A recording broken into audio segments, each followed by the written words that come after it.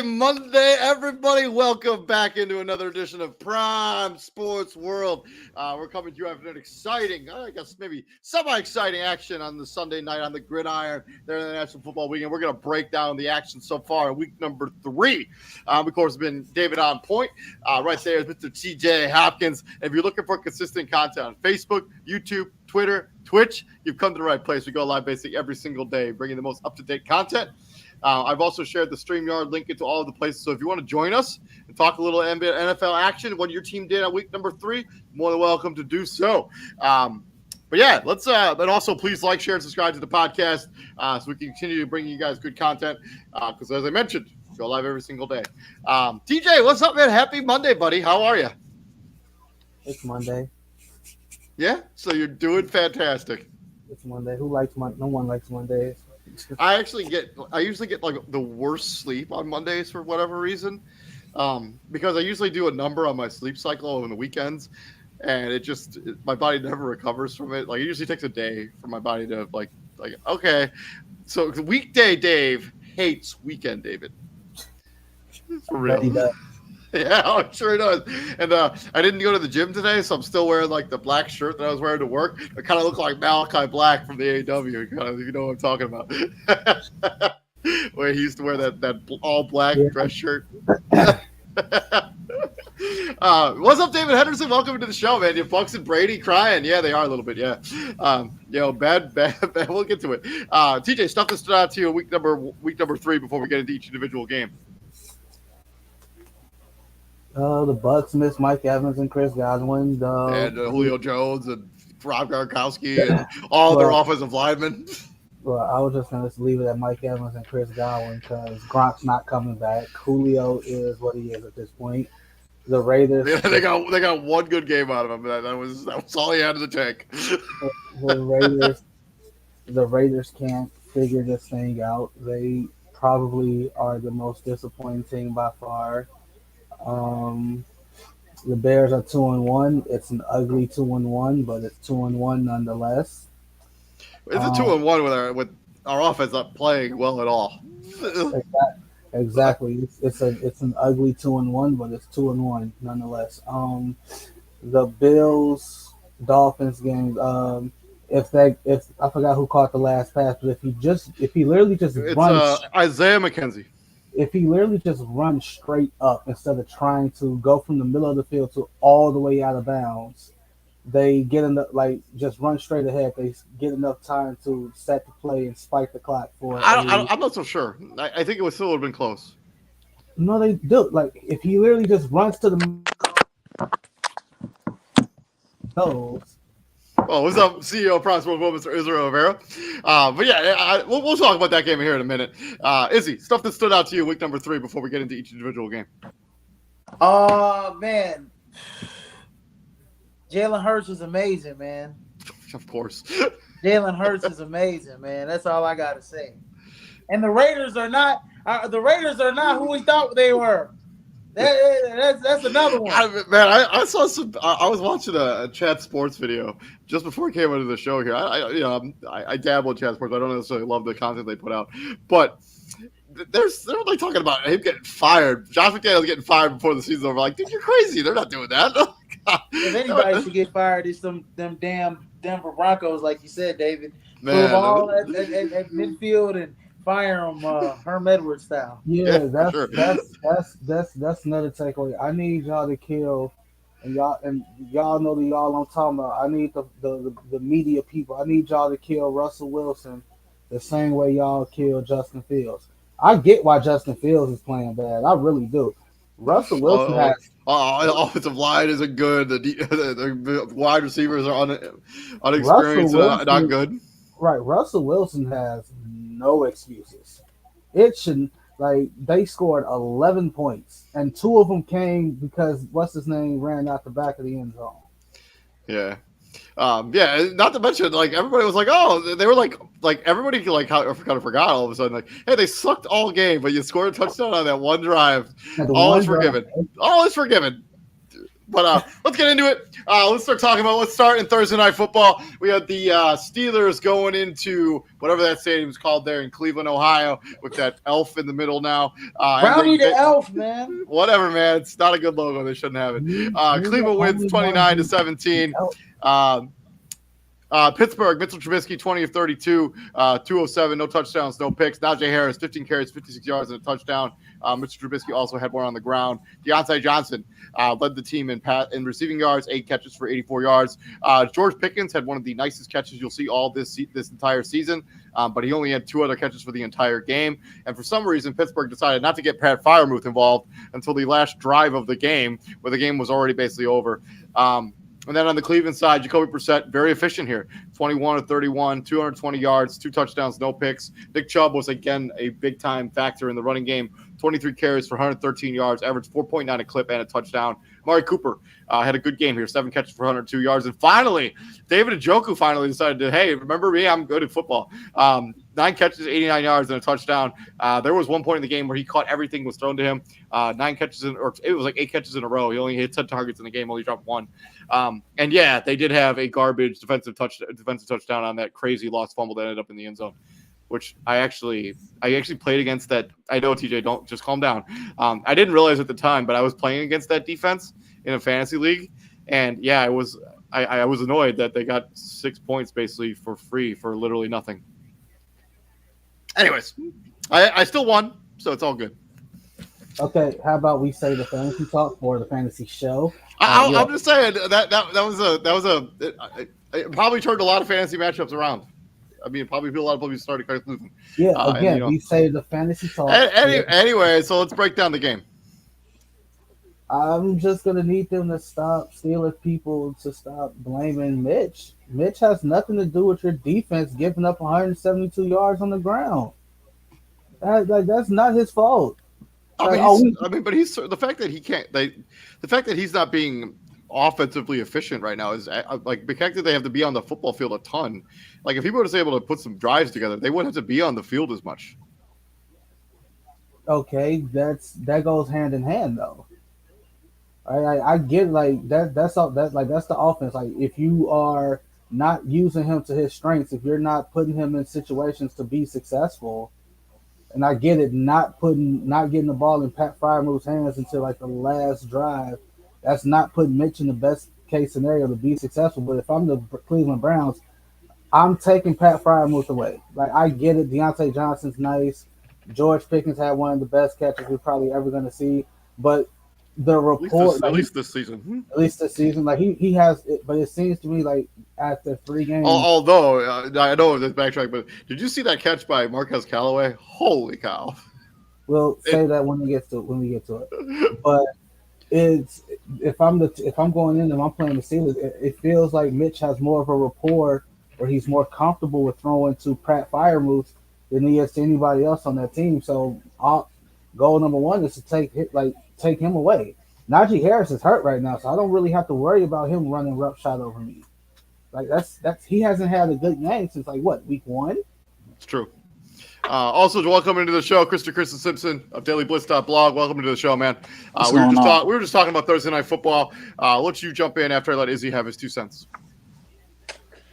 I mean, TJ's right. I mean, that defense is struggling mightily without TJ Watt. The presence of TJ Watt on that defense is really hurting them. And yeah, you can't. I mean, I know, David, you say that Mitch isn't playing well enough to win you games, but he's not playing bad enough to lose you games either. He's playing just right, and the Steelers are a little banged up. The Browns, Jacoby Brissett played a really good ball game in this game. You're about to say he played out of his mind. No, hey, you know what? I did not say that. You almost did. I've heard your cadence. He played well. He played well. And Nick Chubb played well as well. I mean, you're gonna get that output from him, on the ground game. So. Moving forward, I hear a lot of Steelers fans talk about Kenny Pickett, bring in Kenny Pickett. No, Kenny Pickett needs to just sit on the sidelines, take the helmet off first of all, put a hat on, and hold a clipboard. I hate that rookie quarterbacks that get picked in the first round, and he was the only one that got picked in the first round. Do that. You're not getting in the game, buddy. Stop it. Sit down, hold a clipboard, learn the offense because you're not going to do any better than what Mr. Trubisky is doing right now. I don't necessarily disagree with that, but the fact of the matter is this offense has just been stagnant. I'm not saying they made an exchange at quarterback, but they need to do something. Something's got to give here on this offense. They have a bunch of explosive weapons on the outside. There's got to be a scheme change. Something's got to. I'm not saying the quarterback position, but something has to be a change in Pittsburgh because this is an offense that just isn't getting it done. Christian. Yeah, I mean, I've been saying it for the longest. Start Kenny Pickett. You need a spark, and I think he can provide that because you're not going to win games, with Mitch dropping back. How many times did he throw in this game? 32. Yeah, that's too much for him. I say maybe 20, 25 at the most. You're not going to win games with Mitch. You just see how much of an impact TJ Watt has. I don't think just on this defense, but this entire football team. I mean, he does everything and then some. He's that guy. He's that guy that commands so much attention and then everybody else is kind of able to get home and there'll be one-on-ones. You can't double 2 or 3 people. You do that, you're just really asking for trouble. Yeah. On the Cleveland side of this, this is a team. This is a game they should have won. They're a more talented team on paper. Good win for them. Any other thoughts before we move on? Nope. No, I got nothing. I got nothing for you. Let's kick the popcorn stand. Moving on to Sunday. We got the first game we're going to talk about. It's going to be talking about our Chicago Bears. It's me and TJ welcoming in the Houston Texans. Not ours. Your Chicago Bears. Our, yeah, it's me and TJ. Yours. Whatever, man. All right. Chicago Bears welcome in the Houston Texans and beat them 23-20. They basically won the game because of that really bad decision by Davis Mills throwing that pick basically right to Roquan Smith. Basically put them in field goal range. This is a game where neither offense was particularly good, but somebody had to win. Davis Mills, 20 of 32, 1 touchdown, 2 picks. Damon Pierce had a pretty good game here, actually. 20 carries for 80 yards and a touchdown. Really solidified himself as RB1 there in Houston. Chris Moore led the Houston Texans in receiving, 3 catches for 63 yards, and good job for the Bears. Really locked up Brandon Cooks, their best wide receiver, 7 targets, only caught 2 of them. A good shot on the Bears right there. Justin Fields, 8 of 17, 106 yards and 2 picks. Both of his picks, really bad overthrows. He was getting hit, I think, on both of those throws, but you just don't make that decision.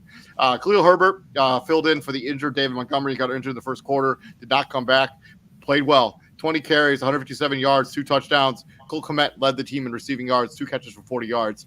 The big conversation after this game, obviously, is the inefficiency of Justin Fields. He had 3 turnovers just by himself, 2 overthrows, and a fumble. We all understand that this offense is going to be challenged because of the offensive line and the wide receivers. But you'd like to see Justin Fields make better decisions, at least on those 2 interceptions. Just not good. Yeah, the second overthrow, like the wind was definitely a factor on them because by that point you could see they had said winds were up to 20 to 25 miles an hour downtown, and it was bad. Not defending his decision making, that was bad. But I just want to be the Bears fans who are so quick to count out Justin Fields. I just want to remind y'all gave Mr. Trubisky 4 years. Yeah, I mean, this guy's only had 2. I mean, he's shown some flashes, and whatever we want to say, the Bears won this game. Y'all want this kid out after 13 games. You gave Mr. Trubisky 4 years. Have several seats. Man, Justin Fields is a good kid, man. He's got a good hand on his shoulders, man. I'd hate to see the Bears give up on a kid like that. Honestly, man, the Bears are not. The Bears. I'm surprised the Bears even. First of all, shout out to Khalil Herbert. He had a hell of a game. And the Bears only turned the ball over twice. Justin Fields didn't lose a fumble. He fumbled, but he didn't lose it. Yeah, yes, he did. No, I'm looking right at it, dude. No, he didn't. I'm looking at this alley. He had 2 fumbles in this game, and only one of them recovered, unless he recovered his own fumble, which I guess he did. Yeah, and I guess Tristan Edberg got the other one. Okay, fine. Anyways, shout out to Khalil Herbert for 157 yards and 2 tutties. Okay, the Bears ran the football against the Houston Texans, and that's what you do when there's wind like that, like TJ said. And come on, Bears fans, are you like you can't really gauge Justin Fields when you don't really have that main number one target like you had with Godly, what's his name that you guys had last year. Allen Robinson wasn't good at all last season. No, but I mean, last 2 seasons really. He's the number one type of target. Darnell Mooney is not a number one type of target. Any other team, Darnell Mooney would be like a second or a third option, right? Easy. And you're not getting much out of like any other wide receiver. So your passing game's very, very suspect right now. You're not going to get much out of that passing game. So you're going to have to rely on running the football and your defense, right? Your front seven, getting pressure. Roquan Smith played a good game, and they did what they had to do, lock down their best receiver, target their best receiver. That's what you're going to get out of Chicago Bears. You're not going to get Justin Fields throwing for 300-400 yards. You're not going to get that out of this team, Bears fans. And TJ is realistic. You have to let this kid, just like Jalen Hurts and the Eagles, they could have easily last year said, scrap it, we're gonna go get Kenny Pickett. Or we're gonna go get a quarterback. But you know what they did? They let a quarterback develop. Justin Fields, you gotta let this guy develop. You gotta let him grow into his own. You gotta surround him with weapons. When the Bears surround Justin Fields with weapons, there's no doubt in my mind that Justin Fields will be successful. But they have to put him in better positions. Got to roll him outside the pocket. Got to get him throwing on the run. Got to, you have to stop. These offensive coordinators need to stop getting these quarterbacks and trying to turn them into what they want them into instead of playing to their strengths. That's what we need to see more in the league from these head coaches and these offensive coordinators. I'm done.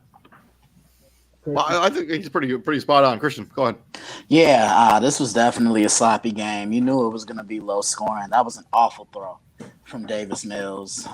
Bears found a way to pull through. It was tipped. Yeah, it was tipped. So you can't necessarily put it all on him, but it was tipped. It was tipped. So what's his name? Angelo Blackson got a hand up, and Roquan was like, "Yeah, it fell right to you, because it was tipped to you, bro." Like that's.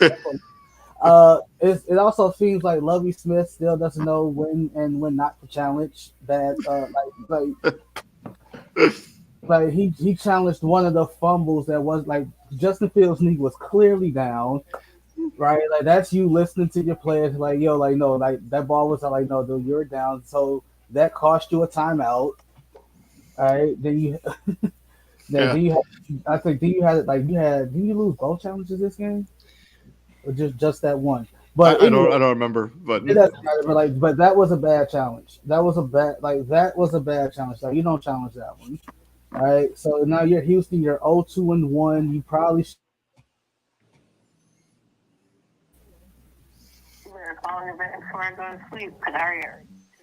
I think TJ just froze up. Oh, Am I good now? yeah. So you probably should have beat that. You probably should have beat the Colts in Week 1, and. It is what it is. It's gonna be ugly. It's gonna be ugly if you're Chicago and you're Houston. You're gonna have to find ways to win ugly. So that's what it is. It's true. Moving on to this game, we're swinging into the AFC. I guess 2 teams in the AFC. We got the underachieving Las Vegas Raiders going up against the underachieving Tennessee Titans. Tennessee comes out of here with the victory, 24-22, on a failed 2-point conversions by the Derek Carr and the Las Vegas Raiders. And that failed 2-point conversion is going to be a trend for this particular day on a Sunday. Derek Carr, 26-44, 2 touchdowns, 1 pick. Josh Jacobs, pretty solid game here, 13 carries, 66 yards.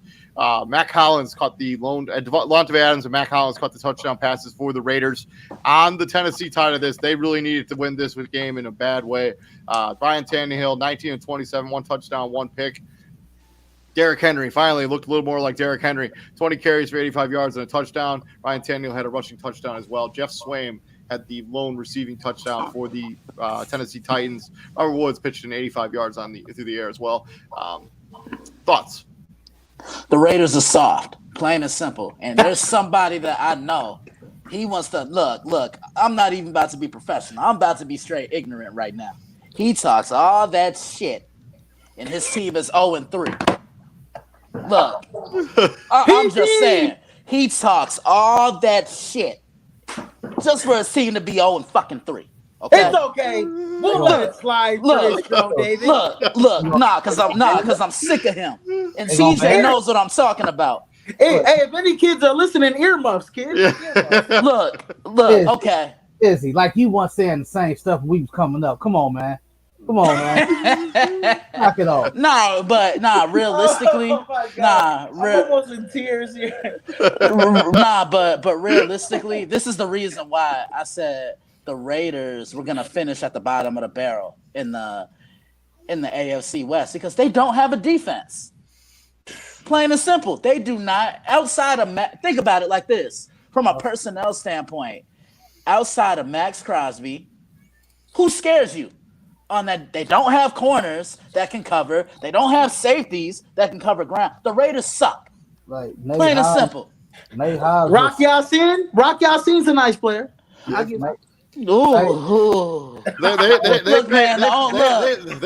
They paid Chandler Jones a buckload of money right in the offseason. He has the same amount of sacks as everybody on this panel. Look, the only Chandler, the only Rock I acknowledge is Dwayne Johnson, and the only Chandler I acknowledge is the one on Friends. I don't even watch Friends. Oh my God! I'm dead. Hey, you finna make me do the. Hey, you gonna make me do the Smokey. I know there are some calls here for Josh McDaniels' job. That seems insane to me. But Chandler Jones only has 4 tackles too. Like he has not been remotely good. No, he has not. And you know who else hasn't been good? The duo of Derek Carr and Devontae Adams, especially in this game. You would have think that Devontae Adams would impose his will on a Tennessee Titans team that literally gave up a bajillion yards to Stephon Diggs last week. And he did not. He had 10 targets, 5 catches. He didn't even crack 50 yards in this game. He didn't have a touchdown. He didn't get 40 yards. Huh? Again, Izzy, again. Yeah, he had a touchdown in the red zone, though. You don't give him that. Izzy, again, like that's pride, bro. Like when you get embarrassed on national TV in front of the whole world to see, right? And you look at it like this. All right, Stephon Diggs did that to us. I ain't finna let that shit happen again. All right, I'm not finna I can't let it happen again, bro. So I'm gonna do everything in my power to take that one guy away. I am not finna let 2 top 3 wide receivers embarrass me in back-to-back weeks. It's not happening at all. I'm not going. And that Raiders offensive line, I mean, they're like Christian said, I'd say it too. They're soft. I mean, you're letting Tennessee just bulldoze you the whole first half. I mean, Ryan Tannehill looked like a Pro Bowler in this game as well. Even the defensive line on the Raiders are soft. I mean, the Tennessee Titans, they had five quarterback hits in this game, 6 pass deflected by the Tennessee Titans defense in this game. Yeah, and I mean, I read something today that Devontae Adams isn't happy. And I just said to myself, the grass ain't always greener on the other side. Well, you got that, and you got the Raiders only running the ball 19 times. I think Josh Jacobs in the contract. Ain't this a contract deal for him? Yeah, it is. Honestly, I'm gonna say this. But when it comes to Devontae Adams and Derek Carr, it's gonna take some time. They haven't played with each other since Fresno State. It's been about 8 some years. That's a long time. So you gotta. I mean, you would have thought they would have worked out the kinks. These guys are homeboys. Almost best friends. You would think like they'll be on sync. But there's a lot of times where Devontae Adams, he's running those same routes, thinking he's gonna get that same placement type of ball he was getting from 12. And he's not getting it from 4. There is a bit of a talent differential there. For Tennessee, yeah, this is a game. Nah. I have to call Devontae Adams out because didn't he say that Derek Carr was just as talented, if not more talented, than Aaron Rodgers? People Like, just come say on, stuff man. like that. What do you mean? People just said nah. What is he supposed to say? What is he supposed to say after he gets traded? Oh, yeah, Aaron Rodgers is better. What is Like, he come on. supposed? Right. What is he supposed to like? Come on, man. This is a more important game for Tennessee to win, and they had to win it, and they did.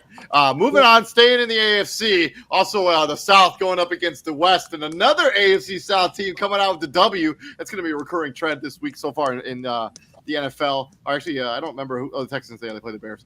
Kansas City Chiefs goes into the house that Peyton Manning built and come out with the L 20-17 over Matt Ryan, who led them on a last-minute drive there to kick a field goal to basically win or touchdown to win the game.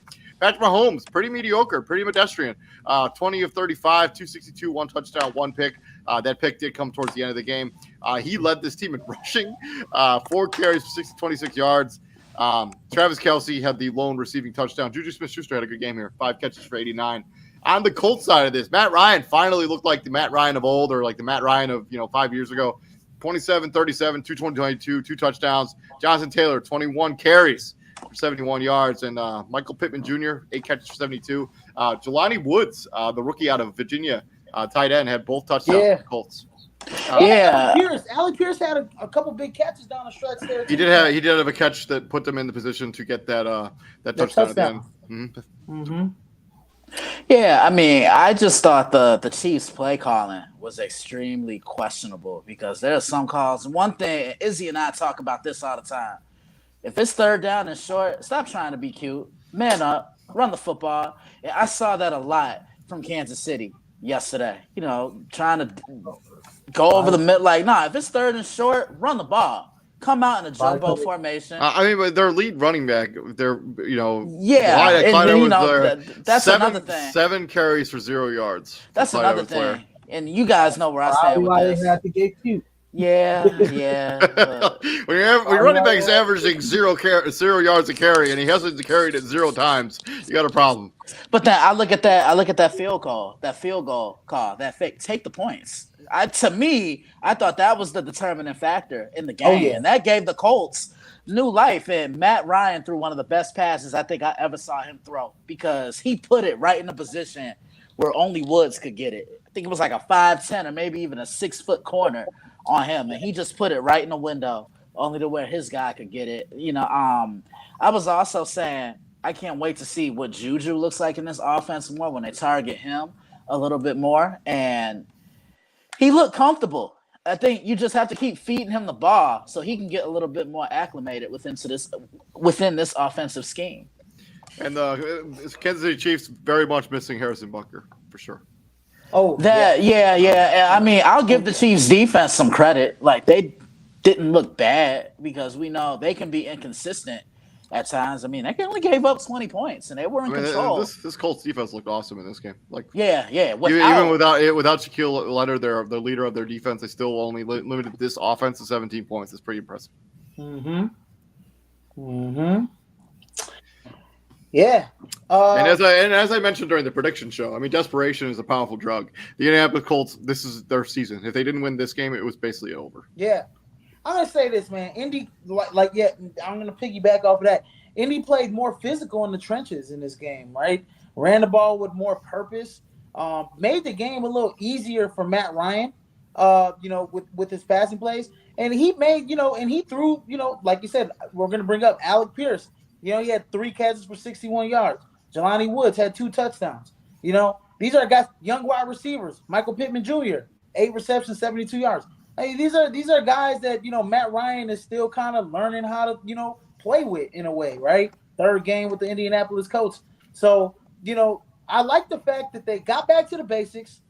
They said, get a ball to Jonathan Taylor 21 times. Let him run the football. Even if he only got 71 yards, you still established some aggressiveness in the trenches, which kind of fed off the energy on both sides of the football, which, led to, the Kansas City Chiefs kind of, playing a little like second chance and playing a little soft. Didn't, playing a little cute on the fourth down call, going for it on the fake field goal. And then also that, what's on the other side, what kind of shocks me is like, is Pat Mahomes getting a little too big for Sports Mind. Him and Eric Bieniemy going at it at halftime. Yeah.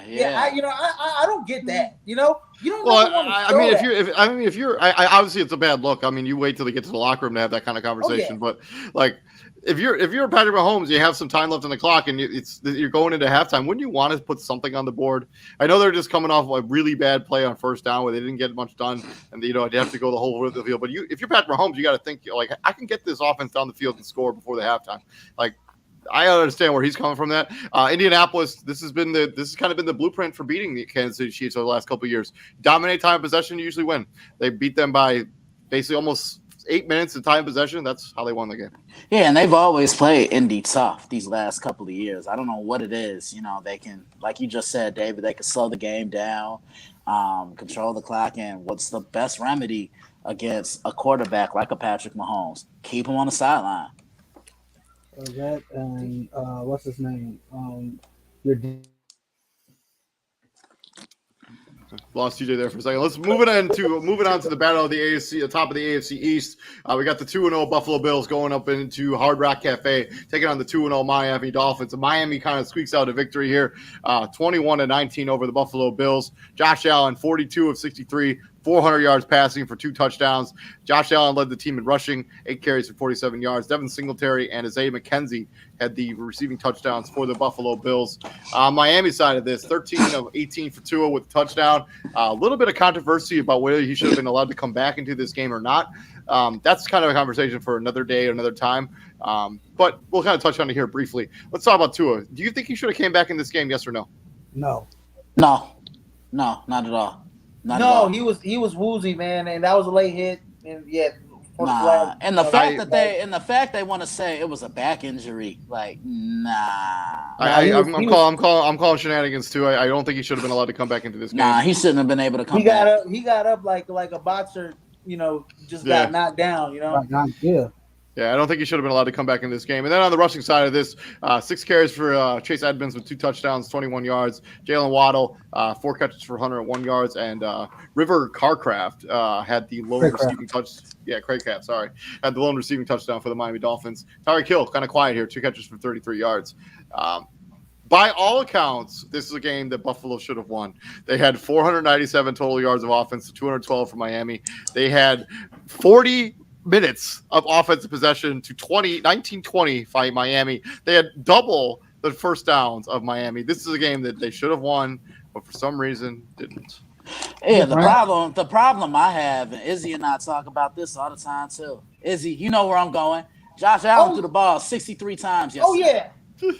And I was gonna let TJ go because he didn't go to last time.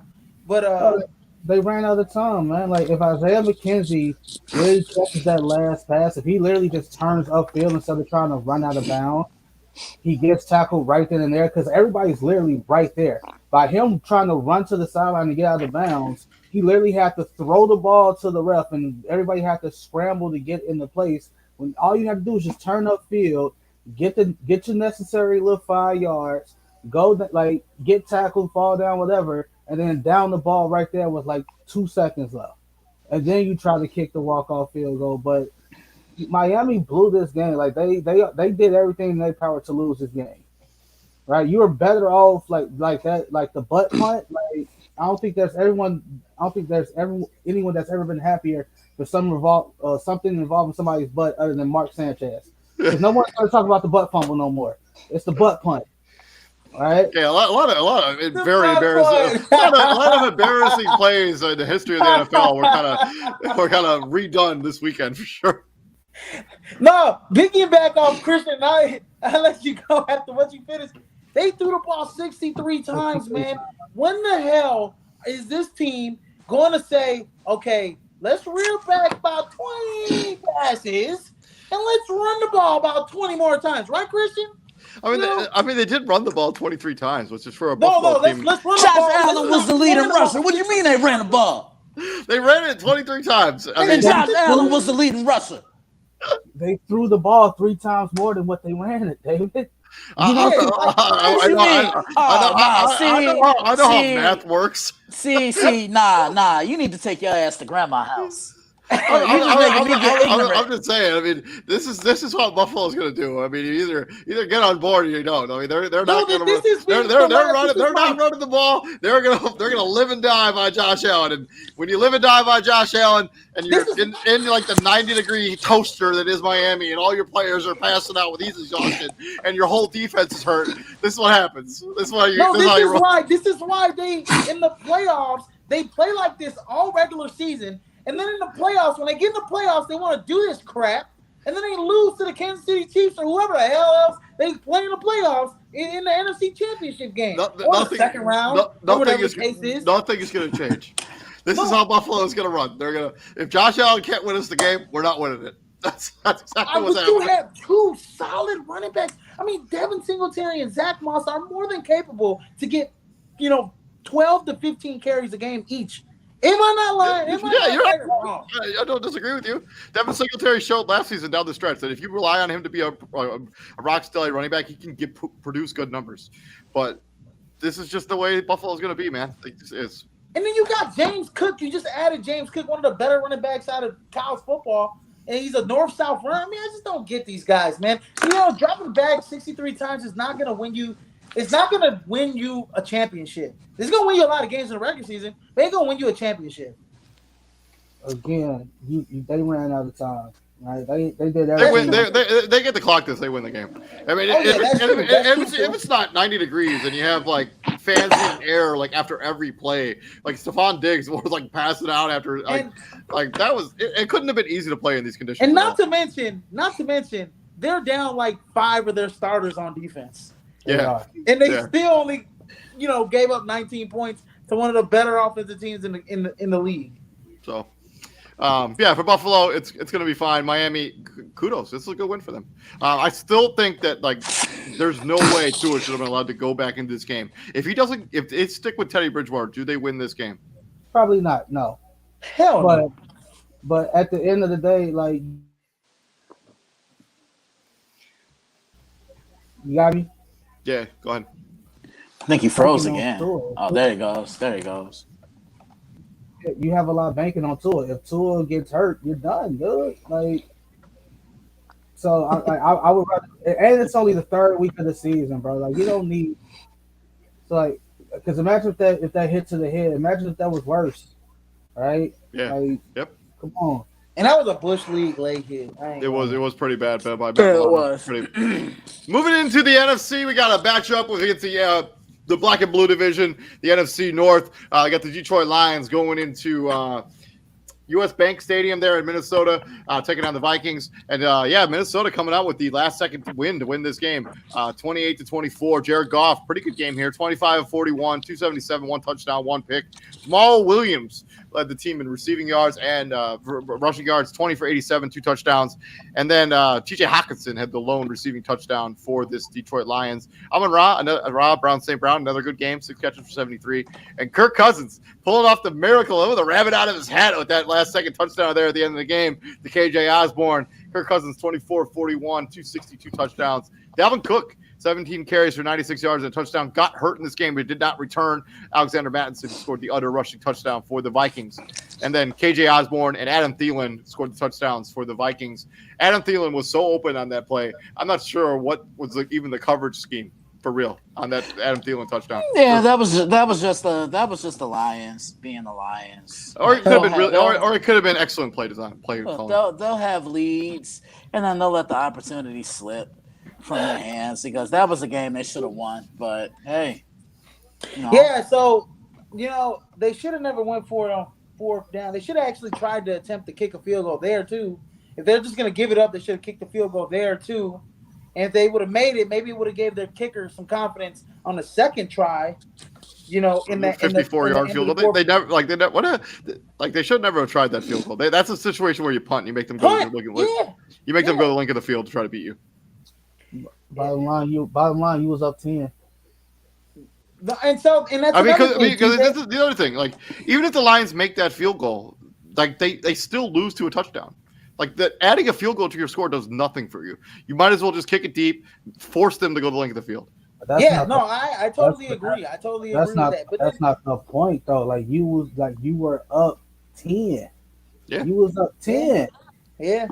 You were up 10, and then you got the ball back with just a little over 2 minutes left at almost at midfield, and you couldn't have any like offensive execution to get a couple first downs. That's where I talk about the Lions. They're real competitive. They're gonna be a good team. They're on the right trajectory. They just need to learn how to win ball games, win football games. I said this at the beginning of the season. They're gonna be a competitive team, 6-7 wins, but they need to learn how to win football games. And it's another example. They don't know how to win football games at the end of the game. Pretty quiet game here for Justin Jefferson too. 3 catches for 14 yards. Good job on their part to keep him kind of under the wraps. Yup, anybody but him. Yep. Anybody but him. Like no, they for sure. Adam Thielen was so wide open on that touchdown. Like nobody guarded him. No, KJ Osborne was so wide open on his touchdown. Well, and that's the thing. That's what happens when you play too much of a soft zone, because a receiver can get out his break and then find his spot in the zone, and he's sitting right there waiting for the ball. Yeah, and I don't know what they need. Detroit. I don't know what they need to do, but they need to shore up that run defense, because it's like every single opponent that they have faced this year has just been able to run the football on them. Yeah, and they need to do something. Put an extra man in the box, something to stop the run. Yeah, it's gonna be ugly until they figure it out. David Henderson, you're right. Yeah, Lions definitely gave them a fight. Campbell, being a little too aggressive there with some of his play callings. So I guess we'll see what happens there. Moving into the AFC, we got the Baltimore Ravens going into Foxborough and taking on the New England Patriots, coming out there with a W, 37-26. Lamar Jackson put some respect on his name, probably the front runner for the MVP if the award was given out today. 18 of 29, 4 touchdowns and a pick, 11 carries for 107 yards and another touchdown on the ground.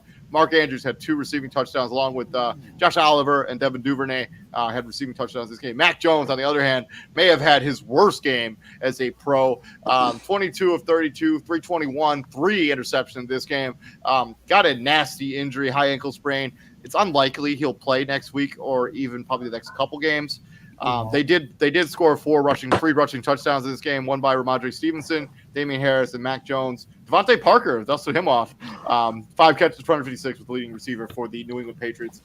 Jacoby Myers did not play for this game. I think they play Green Bay next. I don't even think Mac Jones would have been a factor anyway. It wasn't going to happen. Yeah, all I got to say is yesterday's price is not today's price. Look, hey, better man. Hashtag pay the man. PTM. Hashtag yesterday's price is not today's price. Yesterday's price is not today's price. That's it. Hashtag. If he was another MVP, like you might as well just give him a blank check and just write whatever you think you're worth on there. Like for real. Not that it should take that. They should already have given him whatever he wants. I mean, he's been a consummate pro since he got there. Yeah, he definitely has. So, This was a must win. I don't want to say it was a must win for Baltimore necessarily, but how they lost that game the week before against Miami, you knew they were going to be angry, and you knew they were going to play with a chip on their shoulder. And these teams know each other really well from all those meetings in the playoffs and in the AFC championships and whatnot. But Baltimore's secondary still has a problem for my liking. Like, they still give up a ton of plays. I know Marcus Peters is still trying to get back into football shape or game shape. So I won't criticize him too much, but the rest of the unit, they got to get it together. Marlon Humphreys made a couple of good plays yesterday. Kyle Hamilton had a good play. Kyle Hamilton is going to be really good. I think he's the next great Baltimore safety. We totally agree with you on there. And then, in New England, I mean, Devontae Parker struggled. Devontae Parker had a good game here. Good for him. Any other thoughts on this game before we move on? Yeah. You good? New England was never in this game. No, they for sure not. We're not.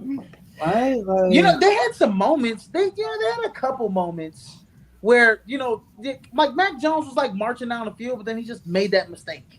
That bad pass. 3 times. He threw 3 times. Three of them. Yeah. And seriously, TJ, I think one of them he wasn't driving out of you, but definitely 2 interceptions. He was making some good plays on. They just makes a bad throw, and it's like at this point, that Marley Humphrey interception was just what was he thinking on that throw? That's what I'm saying.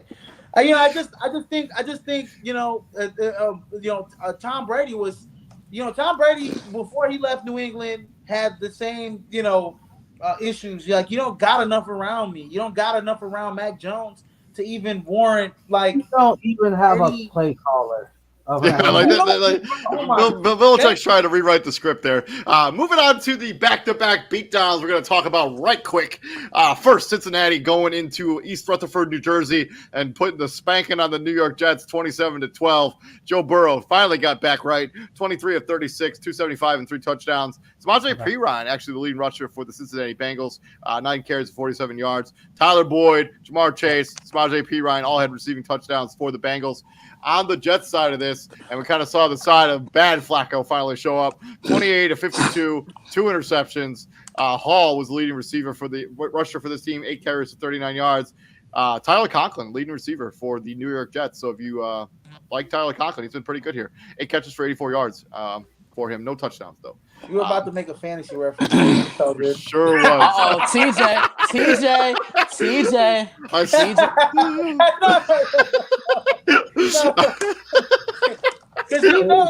man, we be talking about Tyler. It's all good. I started him at daily, and I won some money finally. So yeah, baby. TJ, should we do it? Should we do it? Anyways, just real quick analysis. Let's move on. I mean, this was a get-right game for the Cincinnati Bengals. Like, they know they needed this one. And remember what I told you guys. The Jets can't stop the run, nor can they rush the passer. So if this were ever the opportunity for the Bengals to get it together, this was that game. Quentin Williams, was it the O-line coach, defensive coordinator? Defensive line coach got into it on the sidelines. Yeah, I saw that. So, I mean, like, everybody want to talk about Pat Mahomes blowing up at Eric Bieniemy. Yeah, you got to talk about that too. Like, player coach, they was face to face. Like, yeah, it was pretty fierce. If you watch the video, it's pretty heated for real. I got no other thoughts. But Cincinnati was. I don't have any thoughts either. They did what they took care of business. Speaking of taking care of business, Philadelphia Eagles rolling into Landover, Maryland, and taking care of business against the Washington Commanders, 24-8. Jalen Hurts. Talking about Lamar Jackson winning the MVP. Jalen Hurts might be a close second. 22 of 35, 340 with 3 touchdowns. Miles Sanders, leading rusher, 15 for 46. Devontae Smith, if you have not seen the Devontae Smith touchdown, go do yourself a favor and watch it. It is incredible. Dallas Goedert. Devontae Smith game. Yeah, I mean, 8 catches for 169 yards and a touchdown. A.J. Brown and Dallas Goedert also had touchdowns in this game. On the Commander side of this, Carson Wentz didn't make any mistakes. We didn't play all that well. 25 of 43, 211, 0 touchdowns, no picks. Antonio Gibson scored a lone garbage time touchdown. 12 of 38 for a touchdown. And Terry McLaurin, 6 catches for 102 yards. The Commanders just got smoked in this game. Like they just did. The Commanders? This is one of those games where, like, because Carson Wentz got hit so many times. Nine sacks, 58 yards in this game. You know how the offensive lineman always pick the quarterback up after he get hit or get sacked. If I'm Carson Wentz, I'm pushing your hand away and I'm throwing the ball at you, bro. Like, because at this point, you have to give a damn.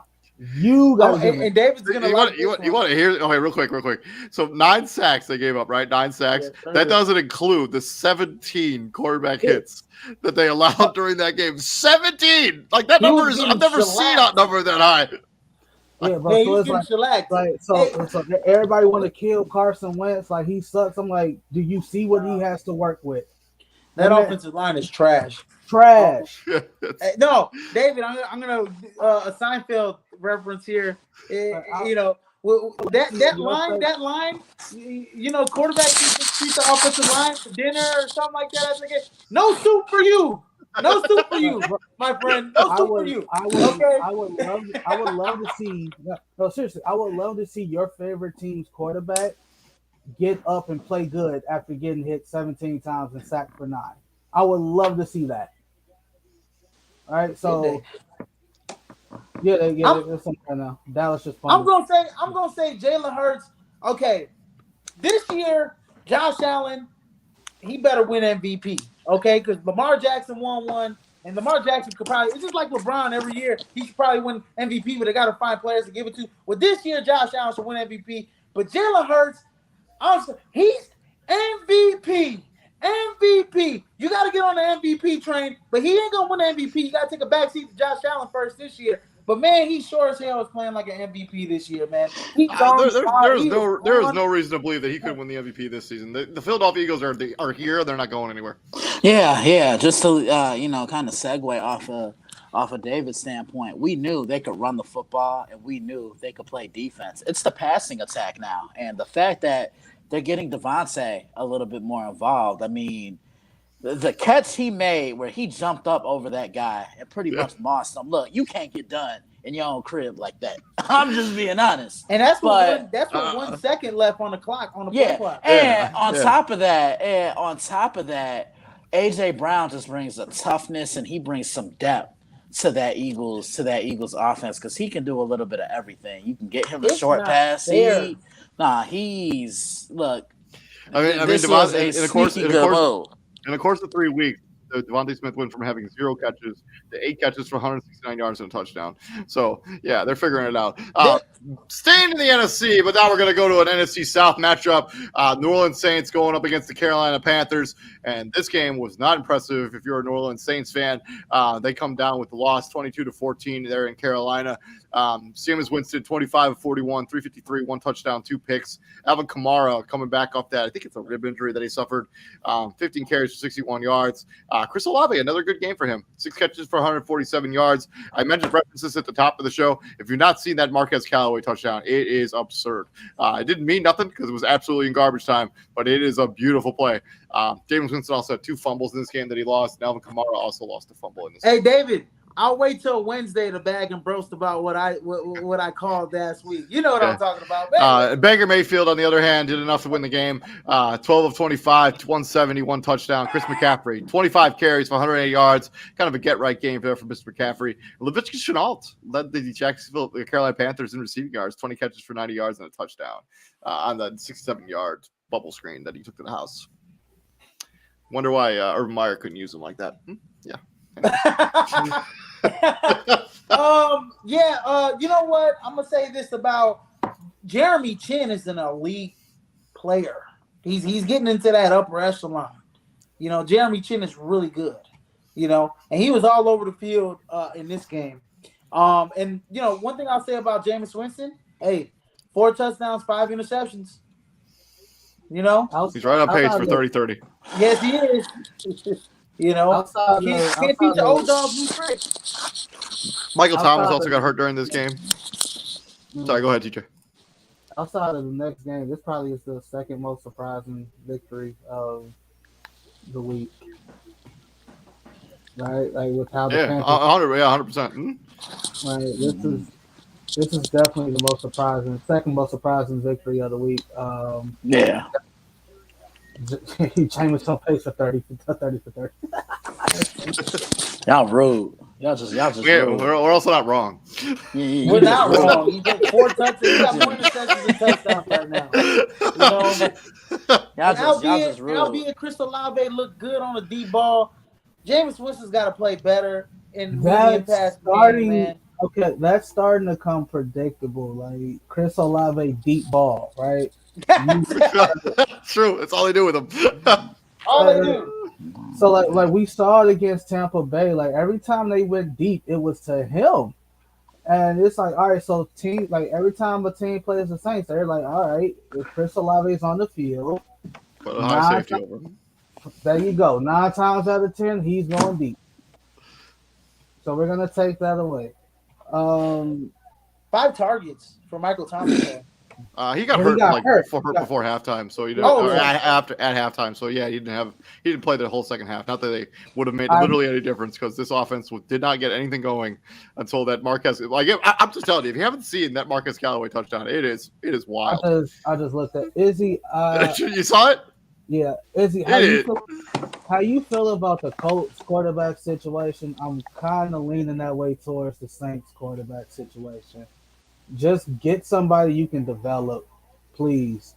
Yeah. All right, like just get somebody you can develop. Like no disrespect to Jameis Winston, but he like like if you are a franchise guy, the Tampa Bay Buccaneers don't move often, right?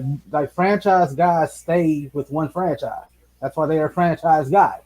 All right, you don't go anywhere. All right. So I maybe that happens this next draft up. I don't know, but Well, they traded a first round pick next year, so they don't have one. So, well, maybe 2 You years know. from now, I don't. It's a deep quarterback class. They might be able to get a nice little It's true. quarterback They in the could. second round. I don't know. Sorry, you got to do something. But next game. Yeah. No, for real. Moving on to the next game in the late afternoon window, we got the Jacksonville Jaguars going into SoFi Stadium and laying the hurting on the Los Angeles Chargers. Let's talk about before we get into some stats here. Should Justin Herbert have played in this game at all? Yes or no?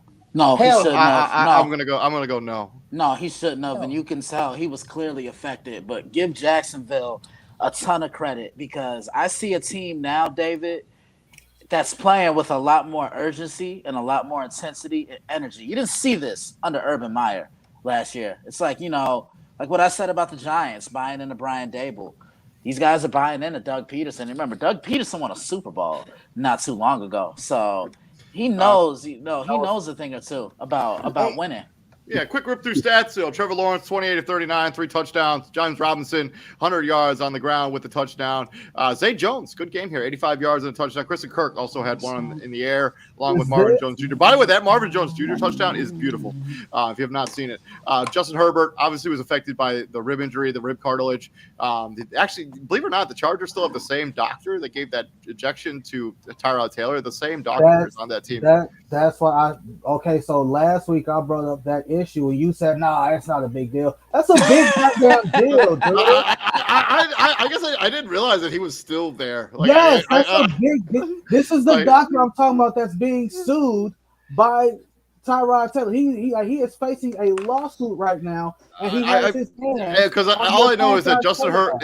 I don't know if Justin Herbert had that same shot, but apparently the rumor mill is that he was super hesitant to get it from that exactly same doctor. So not that I blame him.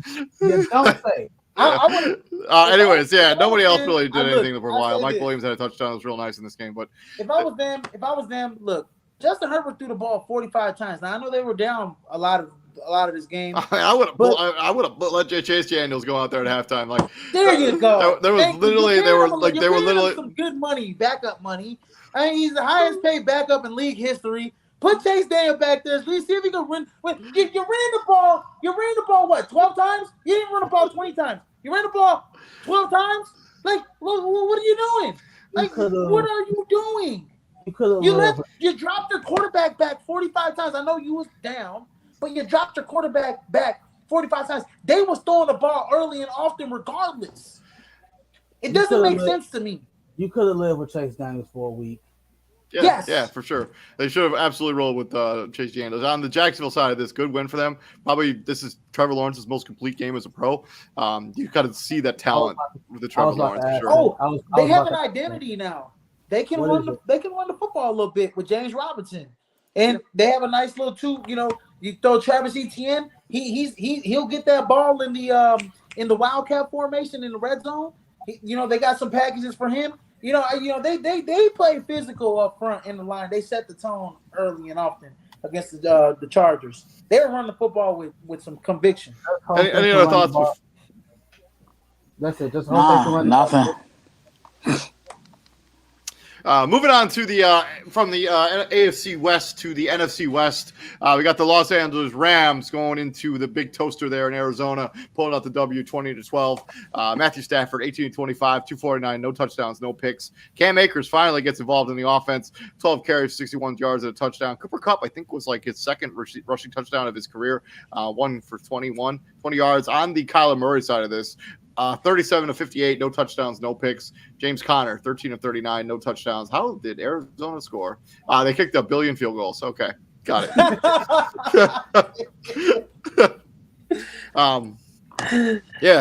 They're obviously missing DeAndre Hopkins. James Conner was a little banged up going into this game, but still played. This is a team. AJ Green, I think, got hurt during this game. He didn't return. Hollywood Brown had a hell of a game, though. He did. Yeah, but I mean, he's the only 14 catches for 140 yards. Wide receiver threat, though. In my he had 17 targets in this game. He's the only threat for another 7 weeks or something like that. However long. Five more. 5 yeah, more like no, you're right. Like when you're talking about like vertical, like yeah, he is their only threat vertically. I do like Greg Dortch a lot, actually. 9 catches for 80 yards. Had a pretty good game here. Yeah, I don't have much to say about this game, man. The Rams should have won this game. Yeah, and you know they had a well balanced game. They actually ran the football 20 times, threw the football 25 times. That's well balanced right there. That's what you're supposed to do right there. And he played good defense, set the tone in the trenches. Yep. And he didn't allow the Arizona Cardinals to somehow come back. Like they for sure shut the door. Yes. Well, shout out to Aaron Donald. He just hit another milestone, 100 career sacks from the DT spot, bro. Like that's crazy. That's impressive because and he's undersized. He's a undersized defensive tackle, and he has 100 career sacks. yeah. Moving on, staying in the NFC, but this time we're going to the Battle of the Birds. We got the Atlanta Falcons going up against the Seattle Seahawks in the 12th man there and coming out with the W 27-23. Marcus Mariota, 13-20, 1 touchdown, 1 pick. Cordell Patterson continues to be one of these stories that you love to see in the NFL. A guy who kind of bounced around the league but really found a home. 17 carries for 141 yards, 8.3 yards a carry, and a touchdown in this game. Kyle Pitts finally showed up for a game this season. 5 catches for 87 yards. Good game for him. Drake London continues to play well for this Atlanta Falcons team. Another touchdown in this game. On the Seattle side of this, Geno Smith. The year so far. 32 of 44, 2 touchdowns a pick. Rashad Penny, 14 of 66. DK Metcalf and Will Dissly had the receiving touchdowns for the Seattle Seahawks. Just if you're Atlanta, this is a decent win for you guys. I mean, this team at least plays hard. Yeah, they do. They do. I mean, you really don't expect much from them moving forward, but they play tough, and that's all I could really say. Like I thought this was a game Seattle was gonna win, being at home, but nah. All I'm gonna say is these two teams wish they could play each other the rest of the season, but they can't. So they can be semi-competitive. Drake London, I said a lot about Sky Moore being offensive rookie of the year. That get the hell out of here. I don't know what the hell I was talking about. Yeah. Drake London. TJ. First things first. Izzy, it's week 3. God, give folks time. I know. He's off the Sky Moore bandwagon before the bandwagon even left the station. No. Drake London's looking like the offensive rookie of the year so far. Garrett Wilson's been really good in 2 weeks too. So yeah, he has. Yeah, he really has. Hey, wait, who'd you say? Garrett Wilson. Garrett Wilson. And Chris Olave. And did Geno Smith right back yet? I'm asking for a friend. Is he what back? Did he right back yet? No. After week 1, they said they rolled him off and he ain't right back. You done lost 2 straight now, bro. So did you right back? One of them to the Falcons. One of them to the Falcons. So did you right back yet? Like I'm asking for a friend. Staying in the NFC, let's talk about the game of the weekend, probably against the 2 best teams in the NFC, arguably. Green Bay Packers going into Tampa under Raymond James Stayes, pulling out the W 14-12. Tom Brady, 27-35, 255, 2 touchdowns and a pick. Aaron Rodgers, 27-35, 225, 2 touchdowns and Aaron Jones, 12 of 36. Romeo Doubs and Allen Lazard caught the receiving touchdowns for the Green Bay Packers. Romeo Doubs actually led them in receiving yards. Good for him. Tom Brady, 31 of 42, 271, 1 touchdown. Leonard Fournette, 12 carries, 35 yards. Never really got the running game going here for the Tampa Bay Buccaneers. Russell Gage had the lone receiving touchdown for the Tampa Bay Buccaneers. But the real conversation here is about that delay of game call coming out of the touchdown when you're trying to get the 2-point conversion. You can't happen. Like you have Tom Brady at under center. You cannot allow that to happen. You just can't. Nah, you can't. But I want to look at things from the Green Bay perspective. I really was impressed with what I saw from their defense. And David, you called it before the season even started. This was the type of team they're gonna have to be moving forward. They're gonna win a lot of these ugly games. They're gonna run the ball. They're gonna lean on Aaron Jones and that defense. I really like the philosophy: rushing four, keeping that spy in the middle, playing man coverage, and getting home on Brady. And like I always say, if you play man coverage on time, you better have the pass rushers to get home to him. It was three sacks and 4 hits in this game. Offensively, it was a frustrating game for both quarterbacks. It was. We saw Rodgers. I think Rodgers got picked off. What was it, once? One time, yeah, he got picked off. By, right after they got the fumble recovery. Logan Ryan. All right, so like you got right. So like if I'm Tom Brady, like I throw to Rashad Perriman, he's running, and all of a sudden he gets stripped. Then Rodgers comes back, he throws a pick. I guess the receiver wasn't where he was supposed to be. Aaron, you're in the red zone. Aaron Jones takes a hell of a shot to the back from Vita Vea. He coughs the ball up. I'm like, yo, this it was just headaches. It was just headaches. Rashad Perriman actually had 2 fumbles in this game. Rashad Perriman had 2. Okay, I take that back. And Russell Gage had another fumble in this game too as well. So it was a sloppy offensive game. Honestly, it's gonna get much. I mean, obviously, it's gonna get much better for the Tampa Bay Buccaneers. Both of them, really. Both because Aaron Rodgers is doing the right thing, bro. Like you can't ice those young dudes out. You can't ice and what's his name? The other young cat didn't play. Christian Watson. Didn't play. So this is what you got, right? You got to have some kind of faith in Romeo Doubs and Christian Watson when he comes back, because Alan Lazard is not going to play. Not Alan Lazard. Sammy Watkins. And Watkins is on IR, and Randall Cobb 4 weeks. And Randall Cobb ain't gonna play forever. So you gotta. He only had 2 catches this game, but he had one big play. That's my one thing about the Packers offense is like, with all these young guys and kind of like mysteries at the wide receiver position, and Robert Tonyan, even though 7 catches, he's still kind of getting into game mode, still kind of getting under his feet a little bit. The lack of the big play kind of scares me a little bit in this Green Bay offense. They don't have it, obviously, Devontae Adams. You don't have that guy that's gonna make the big play, for your wide receiver position. So I don't know what that was, but I just think this is gonna be a great defense. They're gonna be at least top 5, top 7 defense, and they gotta run the football. They're gonna run the football with Dillon and Jones. That's their identity this year. And Green Bay defense. You lost Jair Alexander. I don't know what happened. I just saw one. I saw he got. I think TJ froze up there a little bit. He got hurt. Yeah, he got hurt and was out the game. But they say Yeah. Did they say what it was? That's a gritty win for the Packers, though. I mean, I haven't seen the injury for Jair Alexander. And they're supposed to win that game. No Mike Evans. You got no Mike. Right? No Mike.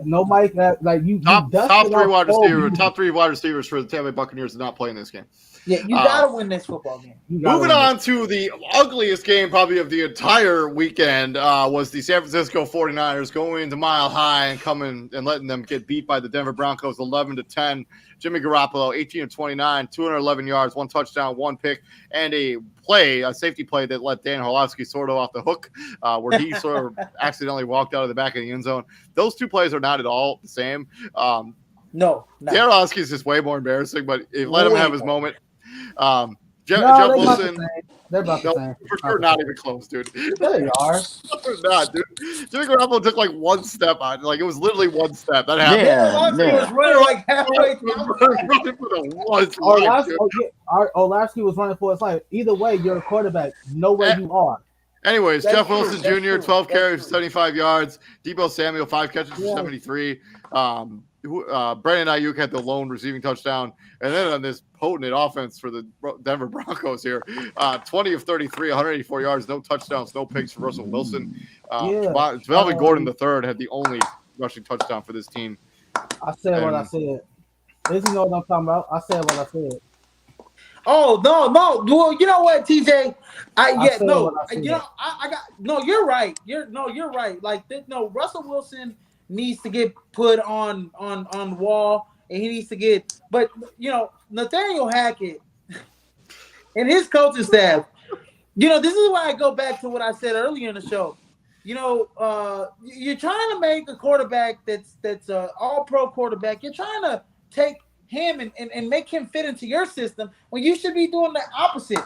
You should be turning your system and making it, around him and his strengths. And I just don't see this working out in the long run. I think, if this does not, if they don't make the playoffs and they have a lethargic offense like this, Nathaniel Hackett is gone after 1 year. Well, I agree with you. I said this last night. Your saving grace is the Raiders are 0-3. That's true. Your And the Chargers are 1-2, and they have Herbert's hurt. All right, that's your saving grace right now. You are 2-1, and they are just like Chicago. It's an ugly 2-1. That Seahawks game was ugly. You played the Texans. You struggled to move the ball against.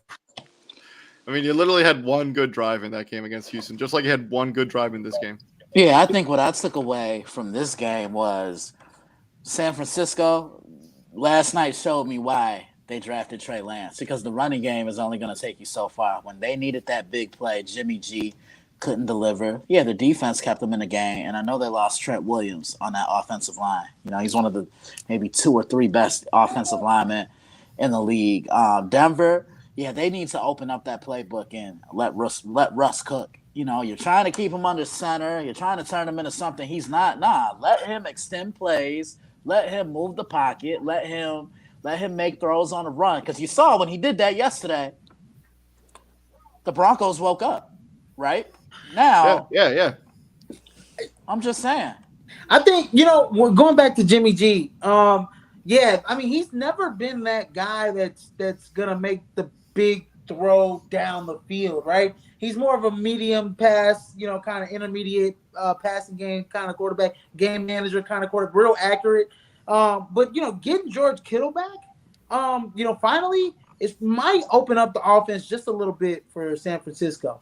I think him, Brandon Ayuk, Deebo Samuel, running the football with Jimmy G. I think you'll start to see them, get a little bit more traction in that passing game. Well, I will say this. I'm gonna say this. Like, Trey Lance doesn't get hurt. All right. With the way he was playing, do you still feel confident enough for them to win this game? Based on the way that Denver has played, sure. Let's not act like Trey Lance was setting the world on fire. When he wasn't. He wasn't. But yeah, that's been our week number 3 recap so far. Tomorrow we're going to break down Monday Night Football, then I'll make our week predictions for week number 4. You don't want to miss that content. Thank you very much, gentlemen. And Cowboys just kicked the game. Went up 3-0. They just kicked the field goal. So if you're watching that game on Monday Night Football, as I'm about to do, please enjoy. Gentlemen, right there, you got me, David Huffman, CEO of Prime Sports, Israel Rivera, TJ Hopkins, and right there from the dailyblitz.blog, Mr. Christian Simpson. Thank you very much for joining us. And gentlemen, what do we do here at the Prom, my friends? We bring the heat. Son. Yeah. The only way. We bring the heat, baby. And we'll see you guys all tomorrow. Stay safe and be happy. Yep.